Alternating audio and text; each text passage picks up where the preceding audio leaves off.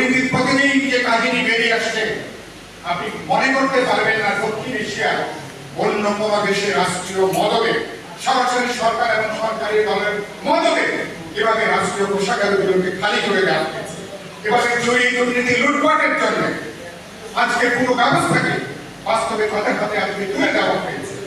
প্রতিদিন আরো উপন্যাসের কাহিনীর মতন তাদের লুটপাটের যে কাহিনী বের হচ্ছে, তাদের সরকারের কোনোভাবে এরা যে দেশ চালাতে পারছে না, এরা যে বাংলাদেশ ইস্ট ইন্ডিয়া কোম্পানির মতন একটা লুটের বাজারে পরিণত করেছে। যে যেভাবে পারো লুটপাট করো, যে যেভাবে পারো টাকা পাচার করো, যে কদিন পারো সেখানে যা খুশি তাই করো, এভাবে কোনো দেশ চলতে পারে না।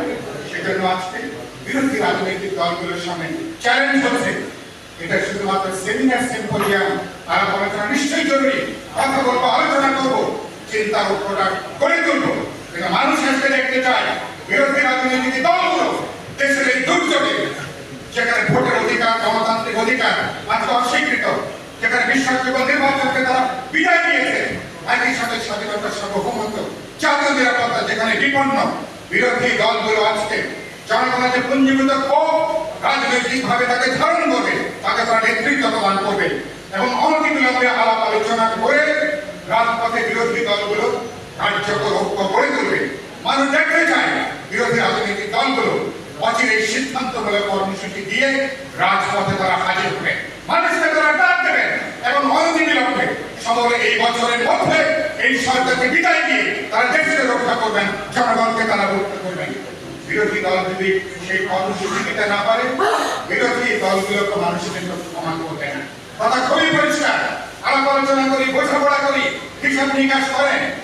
7 জানুয়ারির পরে মধ্যে 6-7 মাস পার হয়ে গেছে, সুতরাং অনতিবিলম্বে বোঝাপড়া শেষ করে রাস্তায় নামুন, মানুষকে ডাক দিন, মানুষের পুঞ্জীভূত সমাজের সমস্ত অংশকে একত্রিত করে আজকে এই সরকারকে বিদায় দেওয়ার যে পরিস্থিতি তৈরি হয়েছে তাকে বাস্তবায়িত করুন বিরোধী দল।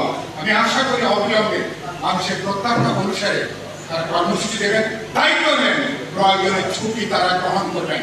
বড় কাজের জন্য বড় ছুটি দরকার, সুতরাং বিরোধী দলগুলোকে সেই সিদ্ধান্ত নিয়ে এবার নতুন ভাবে রাজপথে তারা দাঁড়াবেন এই প্রত্যাশা ব্যক্ত করে আপনাদের সবাইকে শুভেচ্ছা জানিয়ে গণ অধিকার পরিষদকে আরেকবার আলোচনার জন্য অভিনন্দন জানিয়ে আমার বক্তব্য এখানে শেষ করছি। সবাইকে শুভেচ্ছা।